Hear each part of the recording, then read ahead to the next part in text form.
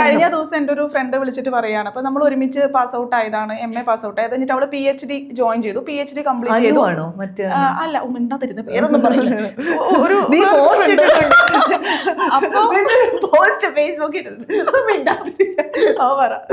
അപ്പൊ ആ പെൺകുട്ടി കഴിഞ്ഞ ദിവസം എൻ്റെ അടുത്ത് വിളിച്ചിട്ട് പറയാണ്, അതായത് ഇപ്പൊ 40ലേക്ക് കടക്കുകയാണ് നമ്മളെല്ലാരും, ആ ഏജ് ആയി, എനിക്ക് നിന്നെ കണ്ടിട്ട് അസൂയ തോന്നുന്നു എന്നാണ് എൻ്റെ അടുത്ത് പറഞ്ഞത്. അപ്പൊ ഞാൻ എന്നെ കണ്ടിട്ട് അസൂയ തോന്നേണ്ട ആവശ്യമൊന്നുമില്ലല്ലോ, ഞാൻ ജീവിതത്തിൽ നടങ്ങിച്ച് പണ്ടാറടങ്ങിയൊന്നും ചെയ്യാനില്ലാത്ത അവസ്ഥയിൽ എത്തി നിൽക്കുന്നൊരു. പക്ഷെ അവള് പറയുന്നത്, ഞാൻ പറഞ്ഞു ഞാനിങ്ങനെ ഇതൊക്കെ ട്രോമയൊക്കെ അനുഭവിച്ചു, ഇങ്ങനെയൊക്കെ ഇപ്പോഴാണ് ഇങ്ങനെയൊക്കെ. അപ്പോൾ പറയാം, ഞാൻ 16 കൊല്ലമായിട്ട് ട്രോമ അനുഭവിച്ചു, ഞാൻ 16 കൊല്ലമായിട്ട് ഞാൻ ജയിലിലാണ്. ഞാൻ എന്താ അങ്ങനെയൊക്കെ പറയുന്നത്? MA കഴിഞ്ഞ് PhD എടുത്തു കഴിഞ്ഞപ്പോൾ എൻ്റെ ഹസ്ബൻഡ് എന്നോട് പറഞ്ഞായിരുന്നു എന്ന് ജോലിക്കൊക്കെ പോക്കോ. പക്ഷെ അപ്പം തന്നെ ഞാൻ പ്രഗ്നൻ്റ് ആയി. പിന്നെ ആ കുട്ടിക്ക് ഒരു 10 വയസ്സാവണവരെ എനിക്കൊന്നും ചെയ്യേണ്ടി വന്നില്ല, പറ്റിയില്ല. അത് കഴിഞ്ഞ് രണ്ടാമത്തെ കുട്ടി, അതായത് MA പാസ് ഔട്ടായി PhD 28 വയസ്സ് കഴിഞ്ഞിട്ട് ഇപ്പം 40 വയസ്സായി. 40 വയസ്സായിട്ട് ഇനി ഞാൻ എന്ത് ചെയ്യും? എനിക്ക് ഫ്രസ്ട്രേഷൻ്റെ അങ്ങേപ്പുറമാണ്. ഇതൊന്നും എൻ്റെ ഭർത്താവിന് അറിയില്ല. ഞാനിപ്പോൾ അനുവിനോട് പറയുമ്പോൾ ഇത് എത്രത്തോളം ഉണ്ടെന്ന് അനുവിന് അത് മനസ്സിലാവും. പക്ഷെ എനിക്ക് നിന്നെ കണ്ടിട്ട് അസൂയ തോന്നുന്നു എന്ന് പറയണേ. ഞാൻ അപ്പോൾ അവളോട് ഞാൻ തിരിച്ചൊരു മറുപടി, എനിക്ക് എന്താ കൊടുക്കണ്ടെന്നറിയില്ല. കാരണം എനിക്ക് പറയാൻ പറ്റും 2 മക്കളെ ഇട്ടിട്ട് ഇറങ്ങി ഓട്, അല്ലെങ്കിൽ ഭർത്താവിനെ നോക്കണ്ടെന്നൊക്കെ. എന്തായിരിക്കും അങ്ങനെയുള്ളൊരു പെൺകുട്ടിയോട് ഐശ്വര്യ ഉപദേശിക്കുക? സൊല്യൂഷൻ ആണോ ഇങ്ങനെയുള്ളൊരു സ്പേസിൽ? ബേസിക്കലി 40 വയസ്സ് സത്യം പറഞ്ഞാൽ ഭയങ്കര പാടുള്ളൊരു സ്പേസാണ്. നമ്മൾ ചിന്തിക്കുമ്പോൾ നമുക്ക് കാലാകാലങ്ങളായ ഒരു 30 വയസ്സ് കഴിഞ്ഞ സ്ത്രീയുടെ ജീവിതം, 40 വയസ്സ് കഴിഞ്ഞ സ്ത്രീയുടെ ജീവിതം എന്ന് പറഞ്ഞു കഴിഞ്ഞാൽ ഒരു ഇല്ല, കഴിഞ്ഞു എന്നുള്ള പരിപാടിയാണ്, ഷട്ട് ഡൗൺ ആണെന്നുള്ളതാണ്. ഞാൻ അങ്ങനെ വിശ്വസിക്കുന്നില്ല കേട്ടോ. ഞാൻ ആകെ കീപ്പപ്പ് ചെയ്യുന്നത് എൻ്റെ മൈൻഡാണ്. എൻ്റെ മൈൻഡ് എങ്ങനെയായിരുന്നോ ഞാൻ ജനിച്ചപ്പോൾ അല്ലെങ്കിൽ എനിക്ക് ബോധം ഉണ്ടായി തുടങ്ങിയ സമയത്ത് അതേ മൈൻഡാണ് എനിക്കിപ്പോഴും. മൈൻഡിന് ചേഞ്ച് ഇല്ല. പിന്നെ നമ്മൾ കുടുംബങ്ങളിൽ മൊത്തത്തിലൊരു ചേഞ്ച് ഒന്നും ഉണ്ടാക്കാൻ പറ്റത്തില്ല. അയാൾ ആക്ഷൻ എടുക്കാതും അയാളൊന്ന് തുടങ്ങാതും കുടുംബം ഉപേക്ഷിക്കണമെന്ന് ഞാൻ ഒരിക്കലും പറയില്ല, മക്കളെ ഉപേക്ഷിക്കണമെന്ന് പറയില്ല. അതൊന്നും നമുക്ക് പറയാൻ പറ്റില്ല, എത്തിക്കലി നമുക്ക് പറയാൻ പറ്റാത്ത കാര്യങ്ങളാണ്. നമ്മൾ സ്ത്രീകൾ എന്നുള്ള നിലയിലോ മനുഷ്യൻ എന്നുള്ള നിലയിലോ ഒരു മനുഷ്യന്റെ തീരുമാനം അവരുടെ ഇത്ര കാലത്തെ എഫേർട്ടിനെയോ ഇൻപുട്ടിനെയോ ഒക്കെ ഒറ്റയടിക്ക് നീ ചെയ്തത് ശരിയല്ല, നിന്റെ കുടുംബത്തിൽ നീ ജീവിക്കേണ്ട അങ്ങനെയൊന്നും ഇല്ല. സ്ത്രീകളൊക്കെ എവിടെയാണോ നിൽക്കുന്നത് നിന്നോ. പക്ഷെ ചിന്ത മാറുക. എനിക്ക് ഇത് പ്രോബ്ലം ആകുന്നതിന് കാരണം എൻ്റെ ചിന്തയാണ്. എൻ്റെ ചിന്ത എവിടുന്നാണ് വരുന്നത്? ഒരു പുരുഷൻ്റെ കംഫർട്ട്, അവൻ ഉണ്ടാക്കേണ്ട കംഫർട്ട് അല്ല, അവൻ്റെ ചിന്ത അവനുമായി ലൊക്കേറ്റ് ചെയ്ത് ഒരു കേന്ദ്രബിന്ദു അവനായിരിക്കും. അതിന് ചുറ്റിനാണ് ഈ പരിപാടി മൊത്തം നടക്കുന്നത്. സ്ട്രക്ചർ മൊത്തം ഒന്ന് ആലോചിച്ച് നോക്കിയേ. എൻ്റെ രാവിലത്തെ എഴുന്നേറ്റ് നടപ്പ് മുതൽ എൻ്റെ ആഹാരം ഉണ്ടാക്കൽ മുതൽ കിടന്നുറങ്ങുന്ന വരെയുള്ള കാര്യം ഒരു പുരുഷൻ വീട്ടിലുണ്ടെങ്കിൽ അവനെ ബന്ധിച്ചിട്ടായിരിക്കും ഉള്ളത്. അപ്പോൾ ഇതൊക്കെ ഒരു ലോക്കാണ് ഒരു സ്ത്രീക്ക് എന്നുള്ളത് തിരിച്ചറിയുക എന്നുള്ളത് തന്നെയാണ്. ആ തിരിച്ചറിയുന്ന കാര്യങ്ങളെ സ്ത്രീകളുമായിട്ട് കൂടുതൽ, പക്ഷേ ഈ പറഞ്ഞ പോലെ സ്ത്രീകളായിട്ട് കൂടുതൽ കമ്പനി അടിച്ചാൽ മാത്രമേ ഇതൊക്കെ തിരിച്ചറിയാൻ പറ്റുള്ളൂ എന്നാണ്. പക്ഷേ ഈ തിരിച്ചറികൾ എല്ലാ സ്ത്രീകൾക്കും വൈകിയാണ്. ഒരു 40 വയസ്സാകുമ്പോഴാണ് ഇതൊക്കെ വരുന്നത്. അപ്പോൾ ഞാൻ അവളോട്, ഈ പറഞ്ഞ കൂട്ടുകാരോട് ഞാൻ തിരിച്ചു വെച്ചു, നീ PhD അല്ലേ, ഹിസ്റ്ററി അല്ലായിരുന്നു വിഷയം, എന്തുകൊണ്ടൊരു യൂട്യൂബ് ചാനൽ തുടങ്ങിയിട്ട് അല്ലെങ്കിൽ എന്തോ Instagram ഇപ്പം എന്തൊക്കെയുണ്ട്, നിനക്ക് പറയുന്ന പഠിച്ചിട്ടുള്ള കാര്യങ്ങൾ ഒരു 5 മിനിറ്റ് പ്രസന്റ് ചെയ്ത് ഡെയിലി ഓരോ വീഡിയോ അപ്ലോഡ് ചെയ്തിരുന്നെങ്കിൽ വീട്ടിൽ ഇരുന്ന് ഏൺ ചെയ്യാൻ പാടില്ലായിരുന്നു. പക്ഷെ അങ്ങനെയൊന്നും ചിന്തിക്കുന്നില്ല. കാരണം ഈ കല്യാണം എന്ന് പറഞ്ഞ സിസ്റ്റത്തിലേക്കും കുടുംബത്തിലേക്കും കടന്നു കഴിഞ്ഞാൽ പിന്നെ ഇവര് വേറെ ഒന്നും ചിന്തിക്കുന്നില്ല. അത് ഞാൻ പറയുന്നത്, നമ്മളുടെ മുമ്പിൽ ഇത്ര പേരുണ്ട്, നമുക്കൊന്നും ചെയ്യാൻ പറ്റാത്ത, നമുക്ക് രക്ഷിക്കണമെന്നുണ്ട്, അവസാനം നമ്മൾക്ക് നീന്തൽ അറിയാത്ത അവസ്ഥയാണ്.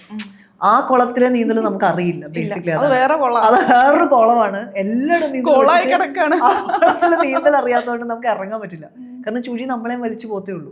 അവർക്കും രക്ഷപ്പെടാൻ പറ്റില്ല, നമുക്ക് രക്ഷപ്പെടാൻ പറ്റില്ല. പിന്നെ മൊത്തം ആവിയൽ കോളം പരിപാടിയായിരിക്കും. അത് വലിയ കുളമാണ്. അതൊന്നും ചെയ്യാൻ പറ്റാത്ത പറയുന്നത് പെണ്ണുങ്ങൾക്കെല്ലാം എളുപ്പമാണെന്നാണ്. ഈ ഒരു സിറ്റുവേഷൻ ആണുങ്ങൾക്ക് മനസ്സിലാവുന്നില്ല, ആ ഭർത്താവിന് മനസ്സിലാവുന്നില്ല എന്നുള്ളതാണ്. വീട്ടിലൊരു PhD-കാരി മനസ്സിലാവില്ലല്ലോ, അതാണല്ലോ ഏറ്റവും വലിയ പ്രശ്നം. അതാണ് ബേസിക്കലി കൂടെ നിൽക്കുന്ന ഒരാൾക്ക്, എൻ്റെ പാർട്ട്ണർ എന്ന് പറയുന്ന ഒരു വ്യക്തിക്ക് എന്നെ അറിയാമെന്ന് തോന്നിയാൽ എനിക്ക് ഒരാൾക്ക് മതി എന്ന് പറയാം. ഒരാള് സെൻസ് ചെയ്യണം.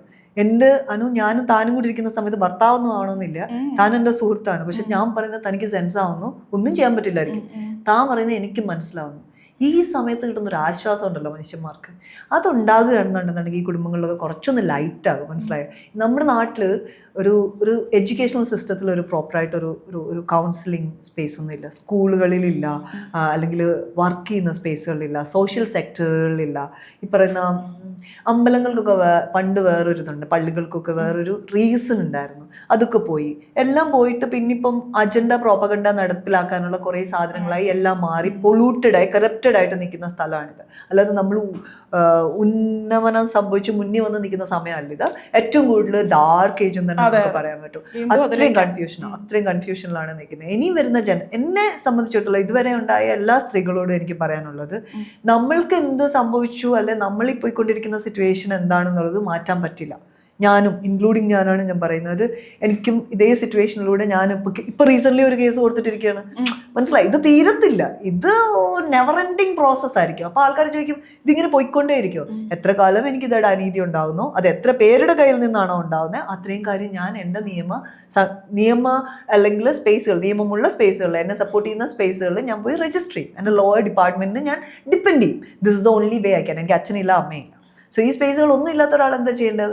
നേരെ പോകുന്ന കോടതിയിലായിരിക്കാം, അല്ലെങ്കിൽ പറയുന്നത് പോലീസ് സ്റ്റേഷനിലായിരിക്കാം. അത്രയേ ഉള്ളൂ എനിക്ക് വഴി. സോ നിങ്ങൾ keep on doing your duty or your thing what reflect ചെയ്തോണ്ടിരുന്നാൽ മതി. നമ്മൾ കൂടുതൽ റിസനേറ്റ് ചെയ്ത് ഇവരെ നന്നാക്കാനൊന്നും പോയിട്ടൊന്നും കാര്യമില്ല. പുരുഷനെ നടക്കുന്ന പരിപാടിയല്ല. പക്ഷേ ഈ പറഞ്ഞ പോലെ പുരുഷന്മാർ ചെയ്യുന്നതൊക്കെ ചെയ്തിട്ടാണോ ലിബറേഷൻ ഉണ്ടാക്കേണ്ടത്? പുരുഷന്മാർ സിഗരറ്റ് വലിക്കുന്നു, പുരുഷന്മാർ കള്ളു കുടിക്കുന്നു, അല്ലെങ്കിൽ പെരിഫറലല്ലേടോ, അതൊക്കെ മണ്ടത്ര. ഞാൻ അതാ നേരത്തെ പറഞ്ഞ കാര്യം. ഡ്രസ്സിലോ വേതനത്തിലോ നമ്മൾ കാണിക്കുന്ന പുറത്തെ ഫിസിക്കൽ സ്ട്രെങ്തിന്റെ ആവശ്യമില്ല നമുക്ക്. ഫിസിക്കൽ ഈക്വാലിറ്റി വേണ്ട. We are beautiful human being.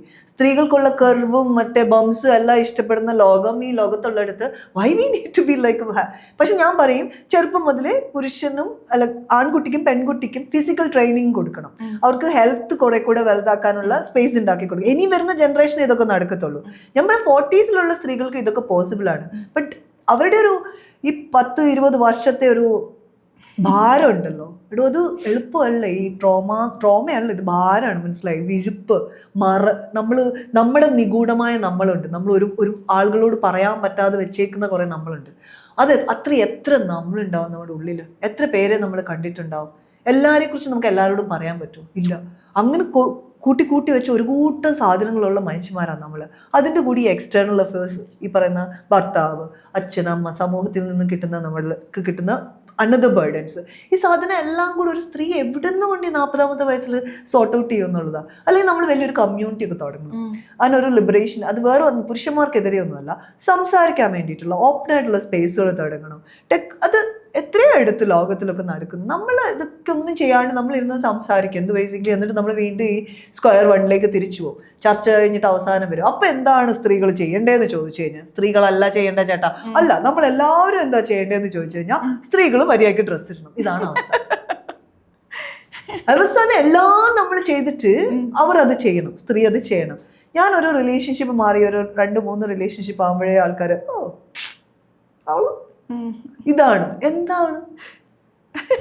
ഞാൻ 10-15 പുരുഷന്മാരെ കാണുമ്പോൾ ഇവനങ്ങ് ഇത് അതെന്താണെന്ന് എനിക്ക് മനസ്സിലാകാതെ. 3-4 സ്ത്രീകളുമായി റിലേഷൻഷിപ്പ് ഉള്ള ഒരു പുരുഷന് 3-4 പുരുഷന്മാരായിട്ട് റിലേഷൻഷിപ്പ് ഉണ്ടായിരുന്ന ഒരു സ്ത്രീന്, ഇവരുടെ മൊറാലിറ്റീനെ സമൂഹം എങ്ങനെയാണ് കാണുന്നത്? ഞാൻ ആ പുരുഷനെയും സ്ത്രീനെയും ഒരുപോലെ കാണുന്നത്. കാരണം അത്രയും 4 റിലേഷൻഷിപ്പ് ഉണ്ടായിട്ട് അവൻ ഒരു കാര്യം പഠിച്ചിട്ടില്ലെങ്കിൽ അവനാ മണ്ടൻ. 4 റിലേഷൻഷിപ്പിൽ എന്തെങ്കിലും ജീവിതത്തിൽ പഠിച്ചിട്ടുണ്ടെങ്കിൽ അവളാണ് നല്ലതെന്ന് ഞാൻ പറയാം. അതാണ് അതിന്റെ ഗ്രോത്ത് നിനക്ക് ഉണ്ടായിട്ടുണ്ട്. ഇഫ് യു ഹാവ് ഗ്രോത്ത് ഇന്റേണലിയോ എക്സ്റ്റേണലിയോ. നമ്മൾ എന്താ സയൻസ് ഈ പറയുന്ന ആറ്റം എല്ലാം മാറ്റമാണ്. അമ്മു പറയുന്ന ഒരു ഫിലോസഫിയാണ് ഞാൻ എപ്പോഴും ഫോളോ ചെയ്യുന്നത്. എല്ലാം മാറ്റമാണ് ദിയ. അതുകൊണ്ട് ആറ്റത്തെ വിശ്വസിക്കേണ്ട ഒരു കാര്യം. Don't believe in atom Diya. She doesn't know Malayalam. അപ്പം because it's changing, it will keep changing. അത് തന്നെയാണ് മനുഷ്യനും. ഇന്നത്തെ നീ അല്ലായിരിക്കും നാളെ. അതിൻ്റെ അർത്ഥം ഇന്നലത്തെ നീ അല്ലായിരുന്നു എന്നുള്ളതൊന്നുമല്ല, അതും നീയാണ്. അംഗീകരിക്കാൻ സൊസൈറ്റിക്കും മടിയാണോ പേടിയാണോ? അത് ഗ്രോത്ത് ആണെന്ന് മനസ്സിലാക്കാത്തതിന്റെ ബോധമില്ലായ്മയാണ്. അതാണ്. അല്ലാതെ അവർക്ക് മടിയാണെന്ന് അതൊന്നുമല്ല. എല്ലാം അറിയാം.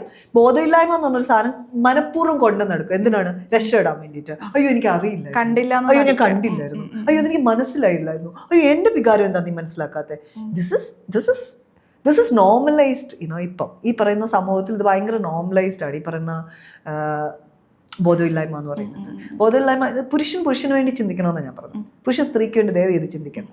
ഒരു പുരുഷന്മാരും ദയവ് ചെയ്ത് സഹായിക്കാൻ വേണ്ടി ഒന്നും ചെയ്യരുത്. സഹായം ചോദിച്ചാൽ ചെയ്യാനുള്ള മനസ്സ് മനുഷ്യൻ എന്നുള്ള നിലയിൽ ചെയ്താൽ മതി. അല്ലാതെ സ്ത്രീ എന്നുള്ള നിലയിൽ സ്ത്രീ സംരക്ഷണത്തിന് വേണ്ടി ഇറങ്ങുന്നത്. മനുഷ്യന്റെ ഈക്വാലിറ്റി, അവരുടെ ഡിഗ്നിറ്റിക്ക് ഈക്വാലിറ്റിക്കുള്ള സംരക്ഷണം മതി. സ്ത്രീക്കുള്ള പ്രശ്നം സ്ത്രീ പറയും. അതിനെ നിങ്ങൾ ഫെമിനിസം എന്നോ മറ്റേതെന്നോ മറിച്ചതെന്നോ തേങ്ങ മാങ്ങ എന്ത് വേണമെങ്കിലും പിടിച്ചു, അഹങ്കാരി, അത് ഇത് സ്പോയിൽ ഗേൾ, അത് എനിക്കതൊന്നും ഒരു പ്രശ്നമല്ല. എനിക്കതൊക്കെ അഭിമാനമാണ്. കാരണം നിങ്ങളുടെയൊക്കെ വിവരമില്ലായ്മയാണ് ഞാൻ കാണുന്നത് എല്ലാ ദിവസവും. അങ്ങനെ ഞാൻ വിചാരിക്കുന്നത്. ഞാൻ പേഴ്സണലി എനിക്ക് നല്ല ബന്ധങ്ങളുള്ള പുരുഷനും സ്ത്രീകളും ഒക്കെ ഉണ്ട്. അപ്പം എന്നോട് ചോദിക്കുന്നത് നീ പുരുഷ വിരോധിയാണ്. ഞാൻ പറഞ്ഞു അല്ല, പുരുഷന്മാർക്ക് വേണ്ടിയാണ് ഇപ്പൊ സംസാരിക്കേണ്ടതെന്നാണ് പുരുഷന്മാർ പറയുന്നത്, സ്ത്രീക്ക് വേണ്ടിയല്ല. കമ്മീഷനൊക്കെ വന്നു കഴിഞ്ഞു. പുരുഷന്മാർക്ക് വേണ്ടിയാണ് സംസാരിക്കേണ്ടത്. പുരുഷന്മാർ ഒരുപാട് അനുഭവിക്കുന്നുണ്ട്. എത്ര ദിവസമായി നീ അനുഭവിക്കാൻ തുടങ്ങിയത്? എനിക്ക് സത്യത്തിൽ ദേഷ്യം വരും. എൻ്റെ കഞ്ഞിക്കലൊക്കെ ഞാൻ എറിഞ്ഞാൽ എത്ര ദിവസമായി നീ അനുഭവിക്കാൻ തുടങ്ങിയിട്ട്? ഈ പറയുന്ന ഫെമിനിസം വന്നതിന് ശേഷം, അതോ സെക്കൻഡ് വേവ് വന്നതിന് ശേഷം, അതോ നിയമം ഉണ്ടാക്കിയതിന് ശേഷം? അപ്പൊ ഇതിനു മുമ്പ് ഉണ്ടായിരുന്ന അടഞ്ഞു കിടന്ന മുറികളിലുള്ള അനുഭവങ്ങളൊക്കെ നീ അങ്ങ് മാറുന്നു. ഇന്ന് ഞാൻ ഇപ്പൊ ഈക്വാലിറ്റി ഉണ്ടായി, ശരി ഇനി പുരുഷനെ അങ്ങ് സംരക്ഷിച്ചേക്കാവുന്നെന്ന് ഞാൻ ഇറങ്ങി തിരിക്കുകയാണെങ്കിൽ ഇത് ഡേ 1 വീണ്ടും തിരിച്ചു പോകും. ഇറ്റ് ഈസ് നോട്ട് നമ്മളൊരു സാധനം തുടങ്ങി, ഒരു സമരം അഡ്രസ് ചെയ്തു. പക്ഷെ അതിൻ്റെ അർത്ഥം ആ സമരത്തിൽ നമ്മൾ ഉന്നയിച്ച കാര്യങ്ങൾ അവർ പ്രാക്ടിക്കലാക്കി പ്രാക്ടീസ് ചെയ്യുന്നു എന്നല്ല, ഒരു പ്രോസസ്സ് നടക്കണമല്ലോ. എനിക്ക് നിയമം പ്രാവർത്തികമാക്കി കിട്ടി. ഈ നിയമം അതായത് 377 ഓക്കെ, ഗേസ് അല്ലെങ്കിൽ ഗേസ് മാരേജ് അല്ലെങ്കിൽ പറയുന്ന തേർഡ് ജെൻഡറിന് വേണ്ടിയിട്ടുള്ള സ്പേസ് അംഗീകരിച്ചു. ആ സ്പേസ് അംഗീകരിച്ച ഗവൺമെന്റ്, ഈ സമൂഹം ആ സ്പേസിനെ മൊത്തമായിട്ട് അംഗീകരിച്ചിട്ടുണ്ടോ? ഇല്ല. ഡേ ടു ഡേ ലൈഫിൽ ഇത് തന്നെയാണ് സ്ത്രീയുടെ പ്രശ്നം. സ്ത്രീക്ക് വേണ്ടി നിയമം ഉണ്ടാക്കും, പക്ഷെ സമൂഹം ആ നിയമം അംഗീകരിച്ചിട്ടില്ല. വീടുകളിൽ നിയമം പറയുന്നുണ്ട്, പക്ഷെ സമൂഹ നിയമം അംഗീകരിച്ചിട്ടില്ല. ഈ സമൂഹം, ഈ ഭർത്താവും കുടുംബക്കാരും എല്ലാം ചേർന്നതാണ്. സമൂഹം ഇപ്പോഴും ആ മിഥുനം സിനിമയിൽ തന്നെയാണ് നിൽക്കുന്നത്. കാരണം ഈ സുലുവിന്റെ പരാതികൾക്ക് ഇതുവരെ ചെവി കൊടുത്തിട്ടില്ല സമൂഹം. അവിടെ അപ്പോഴും ആ മോഹൻലാലിന്റെ കഥാപാത്രത്തിനോടൊപ്പം ഇപ്പോഴും പുരുഷന്മാരെ നിൽക്കുന്നത്. അവന് കുടുംബം നോക്കണം, അവന് ബേർഡൻ ഉണ്ട്. സുലുവിന് അടുക്കളയിലിരുന്ന് അവളുടെ പണി നോക്കി ജീവിച്ചാൽ പോരായിരുന്നോ? എന്തിനു വേണ്ടി ചോദിക്കണം? 20 മിനിറ്റ് ചോദിക്കേണ്ട ആവശ്യമില്ല, 10 മിനിറ്റ് ചോദിക്കേണ്ട ആവശ്യമില്ല. അങ്ങനെയാണ്, അവന് ഒരുപാട് ബേർഡൻസ് ഉണ്ട്. അവൻ അതിനുവേണ്ടി പുറത്ത് ജോലി എടുക്കുമ്പോൾ പെണ്ണടങ്ങി ഇരുന്നോളണം, അല്ലെങ്കിൽ അവൾക്ക് ആഗ്രഹങ്ങളൊന്നും പാടില്ല. ആ ഒരു സിസ്റ്റം തന്നെ. ഇതിനൊന്നും പുരുഷന്മാർ വലിയ എഫേർട്ട് എടുക്കേണ്ട ആവശ്യമൊന്നുമില്ല. പുരുഷന്മാർക്ക് എനിക്കത് മനസ്സിലാവാത്ത മണ്ടനാണ് ഞാനെന്ന് ചിന്തിച്ചാൽ തന്നെ അവൻ രക്ഷപ്പെടും. വൾണറബിലിറ്റി എന്ന് പറഞ്ഞൊരു സാധനം പുരുഷൻ എന്തോ ബർഡൻ ആണോ അല്ലെങ്കിൽ എന്തോ കുറവാണെന്ന് ചിന്തിക്കുന്നിടത്താണ് ഈ പ്രശ്നങ്ങളൊക്കെ ഉണ്ടാവുന്നത്. സ്ത്രീക്കും പുരുഷനും ഒരേപോലെ ഇമോഷൻ എക്സ്പ്രസ് ചെയ്യാനും കാര്യങ്ങൾ ചെയ്യാനും ഫിസിക്കലി ഇറങ്ങാനും ഇരിക്കാനും കാല് മടക്കിയോ കയറ്റിയോ ഇരുന്നോ എങ്ങനെ വേണമെങ്കിലും ഇരിക്കാനുള്ള സ്പേസ് ഒക്കെ ഉണ്ടാവും. അതൊക്കെയാണ് ഫിസിക്കൽ ഈക്വാലിറ്റി എന്ന് പറയുന്നത്. അല്ലാതെ മറ്റേ പോയി മസിൽ അങ്ങനെയല്ല. ഫിസിക്കലി എൻ്റെ ഫിസിക്കിനെ എക്സ്പ്രസ് ചെയ്യാനുള്ള എൻ്റെ ഫ്രീഡം ഒരു പുരുഷനുള്ള പോലെ വേണം. അല്ലാതെ എനിക്ക് കർവുകളുള്ളതുകൊണ്ട് നിങ്ങളതിൽ ഞാൻ ഇങ്ങനെ എക്സ്പ്രസ് ചെയ്താൽ കയറി പിടിക്കാൻ വരരുത് ദയവേത്. ആ എക്സ്പ്രഷൻ ഓഫ് ഫ്രീഡം എനിക്ക് അന്നേരം ഒരു ആർട്ടിസ്റ്റായിട്ട് എനിക്ക് സ്റ്റേജിൽ ചിലപ്പോൾ ചെയ്യാൻ പറ്റുമായിരിക്കും. ആ സ്റ്റേജിൽ ഞാൻ ഇറങ്ങി വഴിയിൽ ഒരു ഇടവഴി കൂടെ നടന്നു പോകുന്ന സമയത്ത് ഇവർ കാണുവാണെങ്കിൽ ആ സ്റ്റേജിലെ ആലോചിച്ച് എന്നെ കയറി പിടിക്കും. ആ സ്റ്റേജിൽ നിന്ന് അന്ന് തുണി വരിയില്ലായിരുന്നു എന്ന് ആലോചിച്ച് വഴി പിടിക്കും. ഇതെത്ര അടുത്ത് നടന്നേക്കുന്നു? ആരും ഞാൻ ചോദിക്കുന്നത്, ജിഷ ആരെങ്കിലും കയറി പിടിച്ചിട്ടാണോ? ജിഷ തുണിയില്ലാതെ നടന്നിട്ടാണോ? അല്ലെങ്കിൽ ആ അഭയ കേസ് അവിടെ നടന്നേക്കുന്നത് ആ പെൺകുട്ടി വേണ്ട, നമ്മള് ഡൽഹി UP കേസ് മറ്റേ 8 വയസ്സുള്ള പെൺകുട്ടീനെ അവിടെ പീഡിപ്പിച്ച് കശ്മീർ വാലികളിൽ അല്ലെ പറയുന്ന ഹിമാചൽ വാലികളിൽ പീഡിപ്പിച്ച കേസിൽ എത്ര പേര് ജാതി പറഞ്ഞ് മുസ്ലിം കുട്ടിയാണ്, അപ്പം മറ്റേ ഹിന്ദുക്കൾ വന്നിട്ട് മറ്റേ മോശം കിട്ടാൻ വേണ്ടിയിട്ട് ആ പെൺകുട്ടീനെ അമ്പലത്തിന്റെ ഉള്ളിലിട്ട് പീഡിപ്പിച്ചു. എന്താണത്? എന്താ ഒരു പുരുഷനെ ഒരു മുസ്ലിം ജാതിയിൽ നിന്ന് എടുത്തിട്ട് കൊണ്ടുപോയിട്ട് അതുപോലെ പീഡിപ്പിക്കാൻ എന്ത് പറ്റി? അതെന്താണ്? മറ്റേ പുരുഷന് മറ്റേ ഈ ബസ്സിലുണ്ടായിരുന്ന പെൺകുട്ടീനെ മറ്റേ ചെറുക്കനും ഉണ്ടായിരുന്നു, ആ ചെറുക്കനെ പിടിച്ചിട്ടുണ്ടായിരുന്നു ചെയ്യാൻ. So they hate woman. അതായത് പുരുഷ മേധാവിത്വമുള്ള ചിന്താഗതി സ്ത്രീയെ വെറുക്കുന്നു, പുരുഷന്മാർ വെറുക്കുന്നു എന്നല്ല ഞാൻ പറഞ്ഞത്. പുരുഷ ചിന്താഗതിയുള്ള എല്ലാ മനുഷ്യന്മാരും, ഈ പുരുഷ മേധാവിത്വമുള്ള ആ ചിന്താഗതിയുള്ള എല്ലാ മനുഷ്യന്മാരും സ്ത്രീയെ വെറുക്കുന്നുണ്ട്. അത്രേ ഉള്ളൂ. അതിൻ്റെ ഒരു ബേസിക് സാധനമാണ് അത്. അവസാനം ആദ്യം അത് തന്നെയാണ്. ആ വെറുപ്പ് അത് സെൻസ് ചെയ്യാൻ തുടങ്ങിയിട്ടുണ്ട് സ്ത്രീകൾ. അത്ര മനസ്സിലാക്കിയാൽ മതി. ഇൻ ഡീപ്പ് വെറുപ്പ്. അപ്പോൾ apart from all these, Aishwarya ശരിക്കും ആരാണ്? എന്താണ് ജോബ്, പ്രൊഫഷൻ എന്താണ്? ഐശ്വര്യയുടെ ഈ മറ്റേ കണ്ണാടി വെച്ച ഫെമിനിറ്റി ഫേസ് മാത്രമേ എല്ലാവരും കണ്ടിട്ടുള്ളൂ. ഇനി ഫെമിനിസ്റ്റ് ആണെന്ന് തെറ്റിദ്ധരിക്കപ്പെടാതിരിക്കാൻ ഇന്ന് കണ്ണാടി ഇല്ലാതെ തെറ്റിദ്ധരിക്കാതിരിക്കാൻ വേണ്ടിയാണ് ഞാൻ കണ്ണാടി കാണാനിട്ട് കൂടി ഞാനിന്ന് കണ്ണാടി വെക്കാതെ. രാത്രിയിൽ ഞാൻ തപ്പിത്തടഞ്ഞ് നടന്നാൽ പോലും ഞാൻ ഇപ്പൊ കണ്ണാടി വെക്കാറില്ല. കാരണം ആൾക്കാർ ഫെമിനിറ്റിയാണ് തെറ്റിദ്ധരിച്ചാലെന്ന് വിചാരിച്ചിട്ടുണ്ട്. കണ്ണാടി വെക്കുന്നതിന്റെ ഒരു ബേസിക് റീസൺ കണ്ണ് കാണാത്തതുകൊണ്ടാണ്. 10th സ്റ്റാൻഡേർഡിൽ ഭയങ്കര അധികമായ ആഗ്രഹം ഉണ്ടായിരുന്നു ഒരു കണ്ണാടി വെക്കണം. കാരണം കസിൻ സിസ്റ്റർ കണ്ണാടി വെച്ചു. അങ്ങനെ കള്ളത്തരം പറഞ്ഞു പോയി ടെസ്റ്റ് ചെയ്തിട്ട് കണ്ണാടി വെച്ച് തുടങ്ങിയത് 0.25. പിന്നെ അത് സീരിയസ് ആയി അസ്റ്റിഗ്മാറ്റിസത്തിലേക്കൊക്കെ പോയി. ഇപ്പോഴും അപ്പൊ ഡോട്ടും കോമയൊക്കെ കുറച്ച് പ്രശ്നമുണ്ട്. അത് കാണാം പാറ്റേൺസ്. ഞാൻ ഇരുട്ടത്ത് കാണാൻ എനിക്ക് ഭയങ്കര പാറ്റേൺസ് ആണ്, മൊത്തം പാറ്റേണിലാണ് വർക്ക് ചെയ്യുന്നത്. അപ്പൊ പാറ്റേൺസ് ഒക്കെയാണ്. അപ്പോൾ ഞാൻ ആരാന്ന് ചോദിച്ചു കഴിഞ്ഞാൽ കുഞ്ഞിലെ മുതലേ എനിക്കൊരു ഡാൻസർ ആവണമെന്നായിരുന്നു ആഗ്രഹം. എൻ്റെ വീട്ടിൽ ഞാൻ ആകെ ആവശ്യപ്പെട്ടേക്കുന്ന ഒരു കാര്യം അതായിരുന്നു, മ്യൂസിക് ആർട്ട്. പക്ഷെ അവർ അതിന് വലിയൊരു സ്പേസ് ഒന്നും കണ്ടെത്തിയില്ല. എങ്ങനെയെങ്കിലും എന്നെ ഒന്ന് പഠിപ്പിച്ച്, അച്ഛനും ഇല്ലാത്തതുകൊണ്ട് വേഗം കെട്ടിച്ചു വിടാമെന്നായിരുന്നു എൻ്റെ അമ്മമാരുടെ സപ്പോർട്ടിൽ കെട്ടിച്ചു വിടാമെന്നായിരുന്നു എൻ്റെ അമ്മയുടെ ആഗ്രഹം. പക്ഷെ എൻ്റെ ഉള്ളിൽ കിടക്കുന്ന സാധനം മൊത്തം ഇതായിരുന്നു. ഞാൻ കുഞ്ഞിലെ മുതൽ ഈ പടയണി പെർഫോമിംഗ് ആർട്ട് കണ്ട് വളർന്ന ഒരാളാണ്. പടയണിയുടെ ഏറ്റവും മനോഹരമായ സ്പേസുകളിൽ എല്ലാം കുഞ്ഞിലെ മുതൽ നമ്മളിത് കണ്ടു വളരുന്നത്. തെയ്യം പോലും തന്നെ പത്തനംതിട്ടയിൽ ഭയങ്കര ഫേമസ് ആയിട്ട് ഭയങ്കര നമ്മൾ കിഴക്ക് ആ സ്പേസിലോട്ടാണ് കൂടുതലും. ഭയങ്കര എന്നെ വിഷ്വലി ഭയങ്കരമായിട്ട് അട്രാക്ട് ചെയ്തൊരു സ്പേസാണ്. അതിൽ നിന്ന് ആർട്ട്, ഡാൻസ് ഇതായിരുന്നു എൻ്റെ താല്പര്യം. പക്ഷെ അതിന് ട്രെയിൻ ചെയ്യാനോ വിടാനൊന്നും ആരും ഇല്ലായിരുന്നു. ഗ്രാജുവലി ഞാൻ പഠിച്ചു, ഞാൻ യൂറോപ്പിൽ പോയി, അവിടെ എനിക്കൊരു ജോലിയൊക്കെ കിട്ടി, അവിടെ പോയി പഠിച്ച് മാസ്കോ അവിടെ ചെയ്തു. ഞാൻ അവിടെ എനിക്ക് തോന്നുന്നു 18 വയസ്സ് കഴിഞ്ഞപ്പോഴേ ഞാൻ ഇവിടുന്ന് വിട്ടു, അവിടെ പോയി. എനിക്ക് എങ്ങനെ ജോലിയൊക്കെ കിട്ടിയെന്ന് വെച്ചാൽ ഒരു 10th ഒക്കെ കഴിഞ്ഞ് കഴിഞ്ഞപ്പോൾ ഞാൻ വീട്ടിൽ നിന്ന് സന്യസിക്കാൻ ഇറങ്ങി ഓടുകയൊക്കെ ചെയ്തു.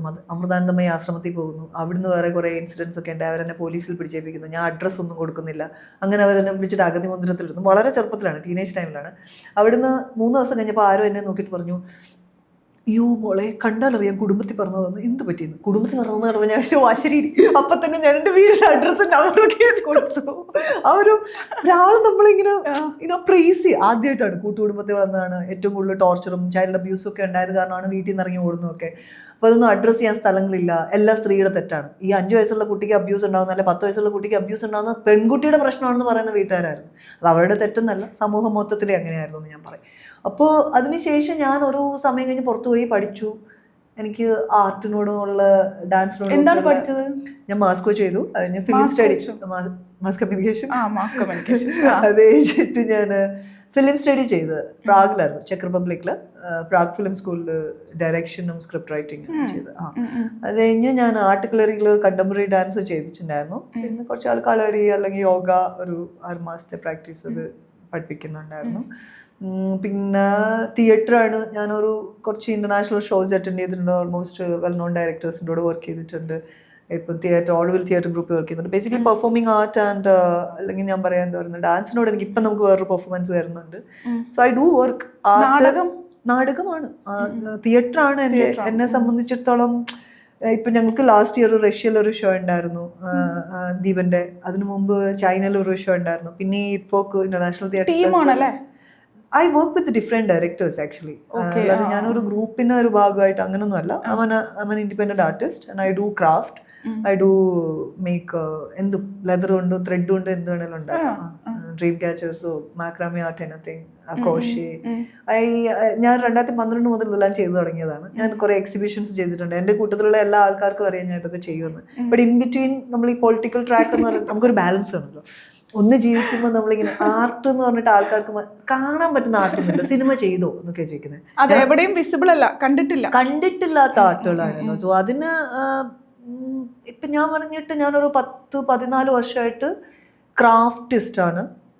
അതിനു മുമ്പ് ഞാൻ ഡാൻസറായിരുന്നു. ഞാനൊരു ഫ്രീ ഡാൻസറായിരുന്നു. പിന്നെ അത് ഫ്രീ സ്റ്റൈലായിരുന്നു. ഇപ്പം പിന്നെ നമ്മൾ മൈക്കിൾ ജാക്സൺ പെർഫോമൻസ് ചെയ്യുന്നുണ്ട്. If you teach me any kind of body art I learn.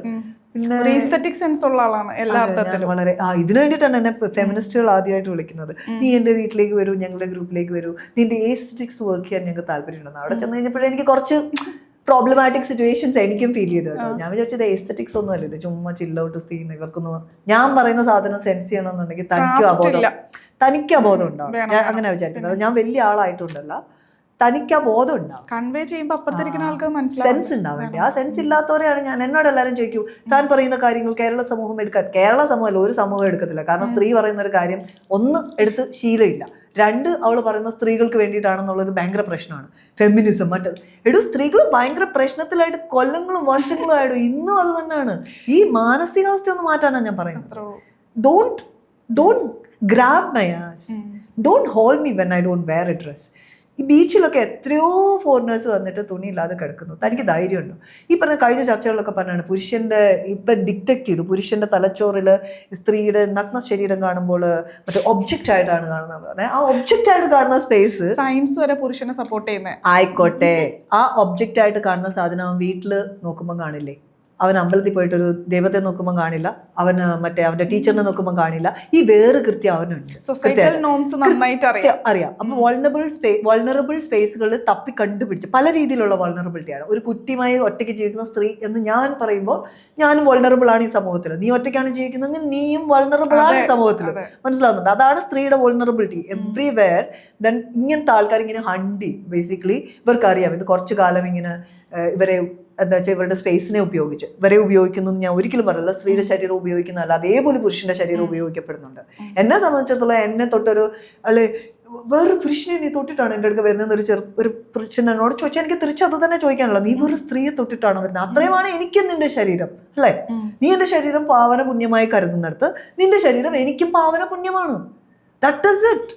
അതിനപ്പുറത്തേക്ക് എൻ്റെ ഹോളുകളോ അല്ലെ നിന്റെ ഹോൾ ഇല്ലായ്മകളോ അല്ല. മനസ്സിലായോ?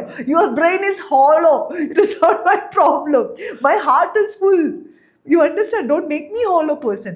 എൻ്റെ ഹൃദയം നീ ഹോളോ ആക്കുന്നിട്ട് നിന്റെ തലച്ചോറ് ഹോളോ ആക്കുന്നിട്ട് തീരുന്നതേ ഉള്ളൂ, എല്ലാ പ്രശ്നം കഴിയും. നമുക്ക് കണക്ട് ചെയ്യാൻ പറ്റില്ല. ദിസ് ഇസ് വെരി അബ്സേർഡ് അല്ലേ? ഈ ചിന്താഗതി തന്നെ ഭയങ്കര അബ്സേർഡായിട്ട് എനിക്ക് തോന്നുന്നു. എന്ത് സ്റ്റുപ്പിഡിറ്റി ആണെന്ന് ആലോചിക്കുന്നത്. ഇൻ ടോട്ടാലിറ്റിയിൽ ഞാനെന്ന് പറയുന്നൊരു ആർട്ടിസ്റ്റ്, എനിക്ക് ആകെ വേണ്ടത് എഴുതാൻ പറ്റണം. എനിക്ക് എഴുതാൻ അറിയാം. എൻ്റെ എസ്തെറ്റിക്സ് വേറെ കുറേ ആൾക്കാരും പ്രൊമോട്ട് ചെയ്തിട്ടുണ്ട്, പക്ഷെ പേയ്മെന്റ് തരാൻ തയ്യാറാണ്. ബാക്കി പുരുഷന്മാർക്ക് കൊടുക്കുന്നവരോ അവർക്ക് കിടക്കുന്ന ഒരു ബ്രേക്ക് എനിക്കെന്താ? എന്നെ ഒരു ന്യൂ കമർ എന്നും വന്ന് ആരും വന്ന് വിളിക്കണ്ട, ഞങ്ങളൊരു ബ്രേക്ക് തരാം. അതുകൊണ്ട് കുറച്ച് പേയ്മെന്റും ബ്രേക്ക് വേണ്ട. എനിക്ക് ആ ബ്രേക്ക് വേണ്ട, ഞാൻ വെറുതെ വീട്ടിൽ ബ്രേക്ക് ചെയ്തിരുന്നോളൂ, എനിക്ക് ഓരോ പ്രശ്നമില്ല. ഐ ഡോണ്ട് വാണ്ട് പേയ്മെന്റ് ഇല്ലാത്ത വർക്ക്, ഡിസ്ക്രിമിനേഷൻ അല്ല സ്ത്രീ എന്നുള്ള നിലയിൽ അല്ല ന്യൂ കമർ അല്ല. ഞാൻ 10-40 വർഷത്തിനടുത്ത് ഇവിടെ ജീവിച്ചൊരു വ്യക്തിയാണ്. ഞാനൊരു ന്യൂ കമർ അല്ല ഈ ലോകത്ത്. നീ കാണുന്ന എല്ലാ സാധനവും ഞാൻ കണ്ടിട്ടുണ്ട്. എന്നെ വേണമെങ്കിൽ, എൻ്റെ ബുദ്ധി വേണമെങ്കിൽ, എൻ്റെ ചിന്ത വേണമെങ്കിൽ പേ മീ അല്ലേ? എൻ്റെ ടൈമിനല്ലേ പേയ്മെന്റ് വേണ്ടേ? അത് പറയാൻ എനിക്ക് അറിയാമെങ്കിൽ, അത് പറയാൻ 10 സ്ത്രീകൾക്ക് അറിയാമെങ്കിൽ യു വിൽ ബി ട്രാപ്ഡ്. ഇത്രയുള്ള പ്രശ്നം. അല്ലാതെ സ്ത്രീകൾ മറ്റേ വശീകരിച്ച് ട്രാപ്പ് ചെയ്യേണ്ടെന്ന് ആവശ്യമില്ല. എനിക്കെന്തിനാ ഒരാളെ എനിക്ക് ഒരു പുരുഷനെ വശീകരിക്കാൻ ഇതുവരെ തോന്നിയിട്ടില്ല. എനിക്ക് ആകെ പാടെ ഫിസിക്കലി അട്രാക്ഷൻ തോന്നിയത് എൻ്റെ ഒരു യോഗ മാസ്റ്റർ കളറി മാസ്റ്റർ അങ്ങനെ കമാൻഡ് കൊടുക്കുന്ന രീതി, അതാണ് എനിക്ക് ഇഷ്ടപ്പെട്ടത്. ഞാൻ എൻ്റെ കൂട്ടുകാരും കൂടി ഇങ്ങനെ പോയിരുന്നു കണ്ടിട്ടു. എന്ത് രസമാണ് കമാൻഡ് കൊടുക്കുന്നത്. വേറെ ഒന്ന് മനുഷ്യന്റെ ശരീരം കാണുന്നില്ല, മനുഷ്യൻ എന്താണെന്ന് കാണില്ല, മസിലുണ്ട്, ഹൈറ്റ് ഉണ്ട്, ഇതൊന്നും അല്ല. അയാൾ പറയുന്ന രീതി, ആ ഒരു ഓതന്റിക് അവസ്ഥ അല്ലല്ലോ. അയാളുടെ ഒരു എസ്തെറ്റിക്സ് എന്ന് പറയാം, അയാളുടെ ഒരു ബ്യൂട്ടി അയാളുടെ കമാൻഡിലാണ്. ഇങ്ങനെയൊക്കെയാണ് ഞാൻ അട്രാക്റ്റഡ് ആവുന്നത്. I don't check. അങ്ങനെയാണെന്നുണ്ടെങ്കിൽ ഇപ്പോൾ ഫിസിക്കൽ സാറ്റിസ്ഫാക്ഷൻ ആണ് പുരുഷന്മാർ സ്ത്രീക്ക് കൊടുക്കുന്നതെങ്കിൽ, ഞാൻ ഇത്രയും കാലം ആലോചിച്ചിട്ട് ഫിസിക്കലി കുറച്ചുകൂടി നല്ല സാറ്റിസ്ഫൈഡ് ആയുള്ള ഒരു പുരുഷനെ എനിക്കും സെലക്ട് ചെയ്യാനുള്ള ഓപ്ഷൻ ഉണ്ടല്ലോ. I have that option, right? പക്ഷെ അപ്പം പുരുഷൻ അക്സെപ്റ്റ് ചെയ്യണം നിർബന്ധമില്ല. ഇല്ല ഏത്? അതെ. സോ ദിസ് ഇസ് ബേസിക്കലി വട്ടം കറങ്ങി വന്ന് നിൽക്കുന്ന എല്ലാ സ്ഥലങ്ങളും ഇതാണ്. ഞാനൊരു ആർട്ടിസ്റ്റാണ് ബേസിക്കലി. പിന്നെ സോഷ്യൽ അനലിസ്റ്റ് എന്ന ആൾക്കാർ വിളിക്കുന്നത് you observe society, you observe your self, you are also part of society. നമ്മൾ നിൽക്കുന്ന സ്പേസ്, ഞാൻ സോഷ്യലി ഇറങ്ങി നടക്കുന്ന ഒരാളാണ്. വീട്ടിൽ അച്ഛനും അമ്മയും എനിക്ക് അമ്മയില്ലാത്തതിന് ശേഷം, അമ്മയ്ക്ക് മുമ്പ് വീട്ടിലെ കുറച്ച് മറ്റേ രീതികളും കാര്യങ്ങളും എനിക്ക് ഉൾക്കൊള്ളാൻ പറ്റി. ഞാൻ അതിന് ചോദ്യം ചോദിച്ച് പുറത്തോട്ടിറങ്ങിയ ഒരാളാണ്. ഒന്ന് തീവ്ര റൈറ്റ് വിങ്ങിൽ നിന്ന് പുറത്തോട്ടിറങ്ങുന്ന ആള് തീവ്ര ലെഫ്റ്റ് വിങ്ങിലേക്ക് പോയി. എന്നിട്ട് അത് സ്വാഭാവികമായ ഒരു ന്യൂട്രൽ സ്പേസിലേക്ക് ഞാൻ വന്നു. കാരണം ഈ രണ്ട് സ്ഥലം എനിക്ക് വലിയ വ്യത്യാസമൊന്നും ഒന്നിലും ഫീൽ ചെയ്യുന്നില്ല ബേസിക്കലി. അല്ലെങ്കിൽ നീ വ്യത്യസ്തമായി പെരുമാറി കാണില്ല, നീ നിന്റെ ആദർശങ്ങൾ ഇതാണെന്ന് പറഞ്ഞിട്ട് വേറെ എന്തെങ്കിലും ചെയ്ത് കാണിച്ചിട്ട് എൻ്റെ അടുത്ത് ചോദ്യം ചെയ്യരുത്. ഞാൻ ചോദ്യം ചെയ്യും, ഞാൻ എല്ലാവരും ചോദ്യം ചെയ്യും. എനിക്ക് ബേസിക്കലി വിങ്സ് എന്തിനാണ്? ഒരു വിങ് പോയാൽ പോകുമല്ലോ, വിങ് പറക്കാൻ വേണ്ടിയിട്ടുള്ളതാണ്. Let them fly, we don't need to fly with them. നമ്മൾ ഗ്രൗണ്ടഡ് ആയിട്ട് ഇവിടെ നിന്നാൽ മതി. നമുക്ക് ഈ പറയുന്ന എല്ലാ പാർട്ടിയും, സ്ത്രീ എന്നുള്ള നിലയിൽ ഞാൻ പറയാണ്, എല്ലാ പാർട്ടിയും, എല്ലാ മതങ്ങളും, എല്ലാ ജാതികളും, എല്ലാ വർഗ്ഗങ്ങളും ഞങ്ങളെ സംബന്ധിച്ചിടത്തോളം ഒരുപോലെയാണ്. അത്രേ ഉള്ളൂ. എല്ലാവരും ഒരേ ഡിസ്ക്രിമിനേഷനും ഡിസ്റെസ്പെക്റ്റുമാണ് തരുന്നത്. എന്നോട് എൻ്റെ എക്സ് ബോയ് ഫ്രണ്ടിൻ്റെ അമ്മ വിളിച്ചിട്ട് പറയുന്നതാണ്, അവൻ നിന്നെക്കാളും ഇളയതാണ്, നീ ഒരു കുട്ടിയുടെ അമ്മയല്ലേ, അപ്പൊ നീ ദൈവമാണല്ലോ, നീ ഭഗവതിയായി, നീ കാളിയായി, നീ അങ്ങനെ കല്യാണം കഴിക്കും, കന്യകയല്ലേ ദാനം ചെയ്യുന്നത്, കന്യാദാനം ഇതിന് പോസിബിൾ അല്ലല്ലോ എന്ന്. ഇത് എവിടുന്ന്? ജാർഖണ്ഡിൽ കണ്ടുള്ളതാ. ഞാൻ പടച്ചോനെ, ഞാൻ എന്തൊക്കെ വള്ളിയാണ് പിടിക്കുന്നത്. എടോ, ഈ കാലത്തിൽ ഈ 2026 എന്നെ വിളിച്ചിട്ട് പറയുവാണ്, നീ ഒരു കന്യകയല്ല, നിനക്കൊരു കുട്ടിയുണ്ട്, നിന്നെ ദേവിയായിട്ട് വെക്കേണ്ടതാണ്, അപ്പം പിന്നെ നിനക്കൊരു നിന്നെ എങ്ങനെ കല്യാണം കഴിപ്പിക്കാൻ പറ്റും, കന്യാദാനം ചെയ്യാൻ പറ്റില്ലല്ലോ. അപ്പൊ അവിടെ തിരിച്ചൊന്ന് ചിന്തിച്ചു ഇന്നസെന്റ് ആയിരിക്കും, എത്രത്തോളം അവർക്ക് എക്സ്പോഷർ കിട്ടാത്തൊരു സമൂഹത്തിലായിരിക്കും അവർ ജീവിക്കുന്നത്. അവർ ബ്രാഹ്മണത്തിന്റെ കോറിൽ നിൽക്കുന്നത്. അവരെന്നോട് ഏത് ജാതിയാണ്, ഏത് മതമാണെന്നൊക്കെ ചോദിച്ചു. എന്നിട്ട് എന്നോട് പറയാണ്, അപ്പം ഞാൻ പറഞ്ഞു, അപ്പം ദേവിയെ എങ്ങനെ ട്രീറ്റ് ചെയ്യണമെന്നാണ് നിങ്ങളുടെ ഇതിൽ പറഞ്ഞിട്ടുള്ളത്, വിശ്വാസത്തിൽ ദേവിയെ ഇങ്ങനെ ട്രീറ്റ് ചെയ്യണമെന്നാണോ പറഞ്ഞിരിക്കുന്നത്? നിങ്ങളുടെ മകൻ ഒരു ദേവിയുമായിട്ട് റിലേഷൻഷിപ്പ് വെച്ചു, അപ്പൊ ദേവീനെ മറ്റേ ഫിസിക്കൽ വയലൻസ്, കുട്ടീന് എടുക്കല് ഫിസിക്കൽ വയലൻസ്, ഇതെല്ലാം കാണിച്ച് അവർക്ക് കൊടുക്കാവുന്ന മാക്സിമം അട്രോസിറ്റി കൊടുത്തിട്ട് മുങ്ങുന്നതാണോ ദേവിയോടുള്ള നിങ്ങളുടെ നാട്ടിലെ പെരുമാറ്? ജാർഖണ്ഡിലും ബീഹാറിലൊക്കെ ഇങ്ങനെയാണോ എന്ന് ഞാൻ ചോദിച്ചു. എന്താണ് നിങ്ങളുടെ ഉദ്ദേശം? നിങ്ങൾ പറയുന്നത് എനിക്ക് മനസ്സിലായില്ല. ബേസിക്കലി നിങ്ങളുടെ മകനെ നിങ്ങൾക്ക് ഇതിൽ നിന്ന് ഒഴിവാക്കി കൊണ്ടുപോകണം. നിങ്ങൾക്ക് സമൂഹത്തിൽ ഇതൊരു ഫേസിലൊരു പ്രശ്നമാണ്. എന്നിട്ട് ഒരു പുരുഷൻ ഒരു 10-20 വയസ്സുള്ള ഒരു സ്ത്രീനെ കെട്ടുമ്പോൾ ഉള്ളൊരു ഗ്ലോറിഫിക്കേഷൻ ഉണ്ടല്ലോ, അവനൊരു കൊച്ചു പെണ്ണിനെ കെട്ടി. ഒരു സ്ത്രീക്കൊരു 10 വയസ്സ് ഇളയതായാലും പുരുഷനുമായിട്ട് റിലേഷൻഷിപ്പ് ആയി കഴിഞ്ഞാൽ അവള് മറ്റേ ഇത് തീർക്കാൻ വേണ്ടിയിട്ട് അവൻ്റെ യൗവനം ചോർത്തെടുക്കാൻ വേണ്ടിയിട്ട് കൂടെ നിർത്തുന്നതാണോ പറയുന്നത്? എത്ര ഡിസാസ്റ്റർ ചിന്താഗതിയാണെന്ന് ആലോചിച്ച്. ചിലപ്പോൾ അവനെ കൊണ്ട് ഒരു പ്രയോജനം ഇല്ലായിരിക്കും. നമ്മൾ അവരെ ഹെൽപ്പ് ചെയ്യാൻ വേണ്ടിയാണ് നിൽക്കുന്നത്. Most of the young man who comes to us എന്താണെന്ന് ചോദിച്ചു കഴിഞ്ഞാൽ അവർ കഷ്ടമുണ്ട്. ഞാനൊരു 80 കേട്ടോ. ഞാൻ 24/7 മറ്റുള്ളവരുടെ നന്മ മാത്രം ചിന്തിച്ചുകൊണ്ടിരിക്കുന്ന ഒരാളാണ്. പക്ഷെ എന്നോട് വൃത്തിയോട് കാണിച്ചാൽ ഞാൻ പ്രതികരിക്കും. അതിനപ്പുറത്തേക്ക് എനിക്ക് എല്ലാ മനുഷ്യരെ കുറിച്ച് നന്മയാണ്. ഈ നിമിഷം വരെ എനിക്ക് വേറൊരാളെ കുറിച്ച് ചീത്തയായിട്ട് ചിന്തിക്കേണ്ട ആവശ്യമില്ല. തന്നെക്കുറിച്ച് ഞാൻ എന്തിനാണ് ഐ ഫീൽ വെരി ഗുഡ്. ഇവിടെ ഇരിക്കുന്ന മനുഷ്യന്മാരെ എനിക്ക് എല്ലാവരെ കുറിച്ച് നല്ല ചിന്തയാണ്. But if you trigger that bad thought in me, നിന്റെ ചിന്ത വെച്ചിട്ട് നീ എൻ്റെ തലച്ചോറിൽ ആ വൃത്തിയുടെ ചിന്ത ഉണ്ടാക്കുകയാണെങ്കിൽ സ്വാഭാവികമായിട്ട് എനിക്ക് നിന്നെ മനസ്സിലാവും. ഞാൻ ഒഴിവായി പോകാൻ നോക്കും. ഞാൻ നീ ഇതാണെന്ന് മനസ്സിലാക്കും. അതുവരെ എനിക്കില്ല ചിന്ത. So you can easily manipulate me. You can see my lines here because I'm a curious person. I just always like this. ഇതാണ് മറ്റേ ട്രോളിന്റെ മീം. എനിക്കറിയില്ല, ഞാൻ ഭയങ്കര ക്യൂരിയസ് ആണ്. ഞാൻ വളരെ ക്യൂരിയസ് ആയിട്ടുള്ള മനുഷ്യനാണ്. ഞാനൊരു സാധാരണ ആർട്ടിസ്റ്റാണ്. I love to develop my vocal. I love to dance again. പാട്ട് പാടുവോ? ഞാൻ വലിയ തരക്കേടില്ലാതെ പാട്ട് പറയും. അങ്ങനെയൊക്കെ പാട്ട് പറയോ? അങ്ങനെയല്ല, എനിക്ക് ചില പാട്ടുകൾ പാടാൻ പറ്റില്ല. ചില നമുക്ക് സാധനങ്ങൾ പിടിക്കാൻ പറ്റും. അപ്പോൾ എനിക്ക് അതിനകത്ത് കൂടുതൽ ട്രെയിൻ ചെയ്യണമെന്നുണ്ട്. സൗണ്ട് നന്നായിട്ട് യൂസ് ചെയ്യണമെന്നുണ്ട്. ഡാൻസ് കൂടുതലും പ്രാക്ടീസ് ചെയ്യുന്നുണ്ട്. 10-60 വയസ്സ് വരെ ഒരു കുഴപ്പമില്ലാതെ ചില്ലായിട്ട് ജീവിക്കണമെന്ന് എനിക്കുണ്ട്. എൻ്റെ പ്രായവും എൻ്റെ ഇതൊന്നും വെച്ചിട്ട് എൻ്റെ അടുക്കൽ ആരും അപ്രോച്ച് ചെയ്ത ഒരു കാര്യമില്ല. ബിക്കോസ് എന്നോട് വന്ന് ഒരാൾ ഇഷ്ടമാണെന്ന് പറയുമ്പോൾ മോനെ എത്ര വയസ്സായി എന്ന് ഞാൻ ചോദിക്കില്ല. നിനക്ക് എന്നോട് ഇഷ്ടമാണ്, ധൈര്യം ഉണ്ടെങ്കിൽ പറയാൻ പറ്റുമെങ്കിൽ നീ ഒന്ന് പറഞ്ഞ് പ്രേമിച്ചു, പ്രശ്നമൊന്നുമില്ല. പക്ഷേ സസ്റ്റൈനബിൾ ഇൻകൺസിസ്റ്റൻസി ഇല്ലാത്ത റിലേഷൻഷിപ്പും ബന്ധമായിട്ട് എൻ്റെ അടുത്ത് വരുവാണെന്നുണ്ടെങ്കിൽ ഞാൻ അതിന് റെസ്പോണ്ട് ചെയ്യും. ബിക്കോസ് എൻ്റെ ശരീരത്തിൽ എന്നെ ദ്രോഹിക്കുന്നത് എനിക്കിഷ്ടമല്ല. എൻ്റെ സമയം അൺനെസസറി കള്ളം പറഞ്ഞ് ഉപയോഗിക്കുന്നത് എനിക്കിഷ്ടമല്ല. ഇതൊക്കെ എൻ്റെ ബൗണ്ടറീസാണ്. ഞാൻ വരച്ചേക്കുന്ന വരകളാണ്. ഈ വരകൾ നിങ്ങൾ ക്രോസ് ചെയ്യുമ്പം നിങ്ങളെ ഞാൻ റെസ്പെക്ട് ചെയ്യണമെന്ന് ആവശ്യപ്പെടരുത്. I have to act according. I have to react. I have to respond. അല്ലെങ്കിൽ ഞാൻ എല്ലാ കാലം ഈ മരം പോലെ ഇരിക്കേണ്ടി വരും. മനസ്സിലായോ? എത്ര കാലമാണ് ഇതൊക്കെ ക്ഷമിക്കുന്നത്?